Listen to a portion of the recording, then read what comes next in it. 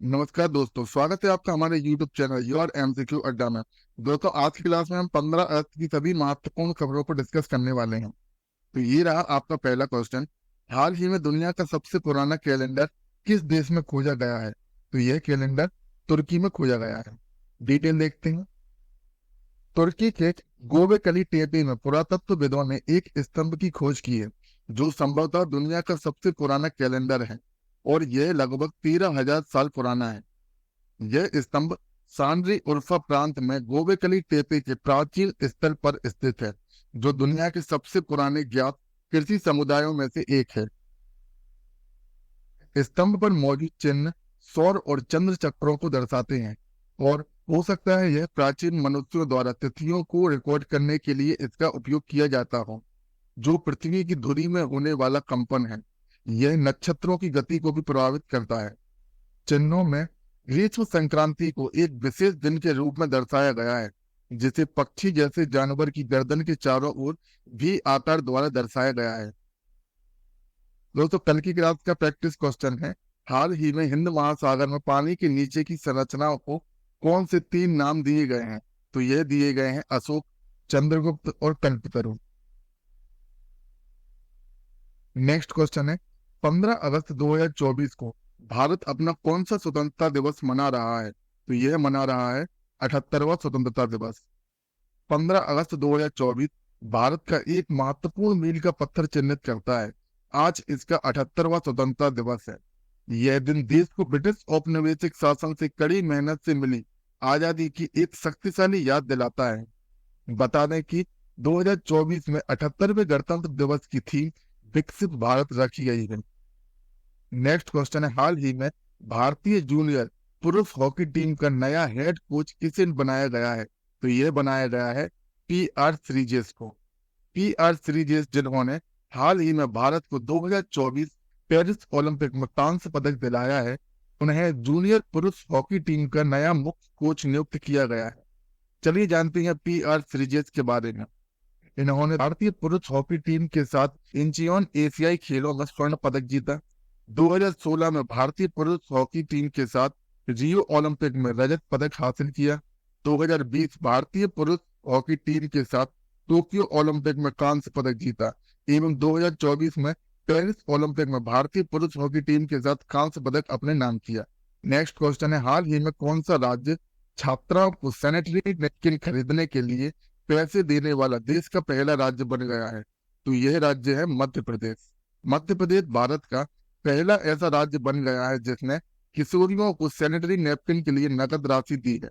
यह नकद राशि राज्य की स्वच्छता और स्वास्थ्य योजना का हिस्सा है। बता दें कि पात्र स्कूली लड़कियों को जो कक्षा 7 से 12वीं में अध्ययनरत हैं, उन्हें सालाना 300 रुपए प्रदान किए जाते हैं।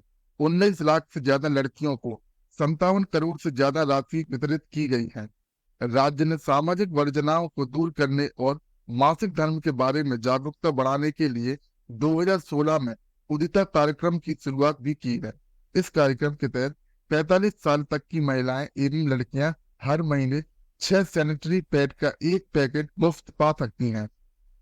नेक्स्ट क्वेश्चन है, हाल ही में विनय मोहन क्वात्रा ने किस देश में भारत के राजदूत के रूप में पदभार ग्रहण किया है? तो यह किया है अमेरिका में। पूर्व विदेश सचिव विनय मोहन क्वात्रा ने 13 अगस्त को संयुक्त राज्य अमेरिका में भारत के राजदूत के रूप में पदभार ग्रहण किया है।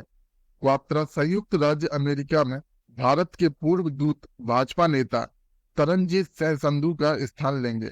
बता दें कि विनय मोहन क्वात्रा एक भारतीय राजनायक हैं जो मई 2022 से 14 जुलाई 2024 तक भारत के 34वें विदेश सचिव के रूप में भी कार्यरत हैं और 13 अगस्त 2024 से संयुक्त राज्य अमेरिका में भारत के राजदूत होंगे। इससे पहले भी फ्रांस और नेपाल में भी भारत के राजदूत के रूप में कार्य कर चुके हैं। नेक्स्ट क्वेश्चन है, हाल ही में खबरों में रहा तुंगभद्रा बांध किस राज्य में स्थित है? तो यह बांध कर्नाटक राज्य में स्थित है। हाल ही में 31 साल पुराने तुंगभद्रा बांध का 19वां शिखर द्वार दिया गया, जिससे कर्नाटक और आंध्र प्रदेश में बाढ़ की चेतावनी जारी हो गई है। बता दें कि तुंगभद्रा बांध, जिसे पंपा सागर के नाम से भी जाना जाता है, कृष्णा नदी की सहायक नदी तुंगभद्रा पर बना है और यह एक बहुउद्देशीय बांध है यह बांध कर्नाटक के बेल्लारी जिले में होसपेट शहर के पास स्थित है। यह शुरू में हैदराबाद राज्य और मद्रास प्रेसिडेंसी की एक संयुक्त परियोजना थी, जो बाद में 1953 में इसके पूरा होने के बाद कर्नाटक और आंध्र प्रदेश की एक संयुक्त परियोजना बन गई। बांध की भंडारण क्षमता 101 टीएमसी है, जिसका जलग्रहण क्षेत्र 28,000 वर्ग किलोमीटर है। यह 33 शिखर द्वारों के साथ 49.5 मीटर ऊंचा है। यह केरल के मुल्लापेरिया बांध के साथ मिट्टी और चूना पत्थर का उपयोग करके निर्मित भारत के 2 जलाशयों में से एक है। नेक्स्ट क्वेश्चन है, हाल ही में किस राज्य सरकार ने रत्नागिरी स्थित प्राचीन भू आकृति और शैल चित्र को संरक्षित स्मारक घोषित किया है? तो यह घोषित किया है महाराष्ट्र सरकार के द्वारा। महाराष्ट्र सरकार ने हाल ही में महाराष्ट्र प्राचीन स्मारक और पुरातत्व स्थल और अवशेष अधिनियम 1960 के तहत रत्नागिरी में भू आकृति और शैल चित्र को संरक्षित स्मारक घोषित किया है। रत्नागिरी के देवउद में पाई जाने वाली यह कलाकृतियां लगभग 20,000 से 10,000 साल पुरानी हैं। इसमें गैंडे, हिरण, बंदर, गधे और पैरों के निशानों की छवियां हैं। इसका कुल संरक्षित क्षेत्र 210 वर्ग मीटर है। महाराष्ट्र और गोवा में 900 किलोमीटर लंबे कोंकण तट पर स्थित रत्नागिरी में अकेले 70 स्थलों पर 1500 से अधिक भू आकृतियां हैं।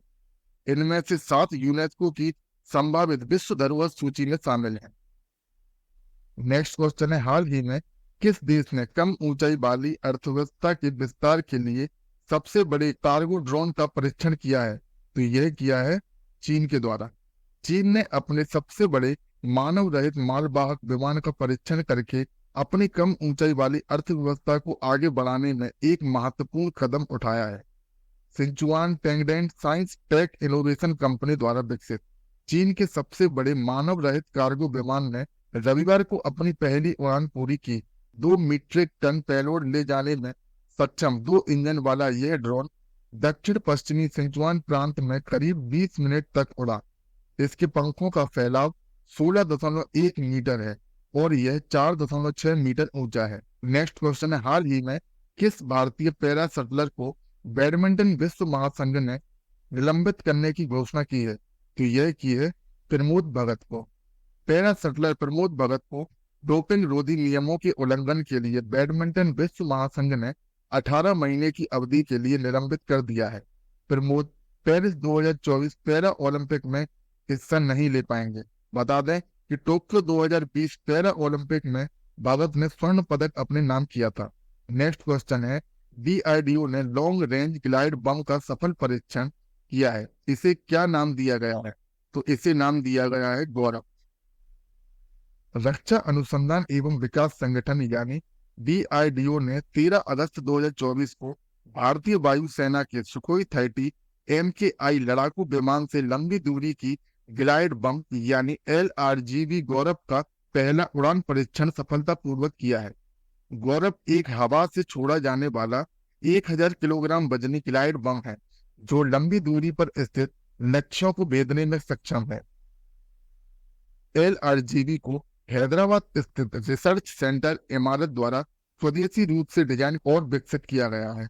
दोस्तों, आज की क्लास का अभ्यास प्रश्न है, NIRF रैंकिंग की नई जोड़ी गई राज्य सार्वजनिक विश्वविद्यालय श्रेणी की सूची में शीर्ष स्थान किस संस्थान को प्राप्त हुआ है? जिसमें आपके ऑप्शन है IIT मद्रास, अन्ना विश्वविद्यालय, IIT बेंगलुरु एवं IIT इंदौर, जिसका आंसर आपको कमेंट बॉक्स में देना है। दोस्तों, आज की क्लास में बस इतना ही।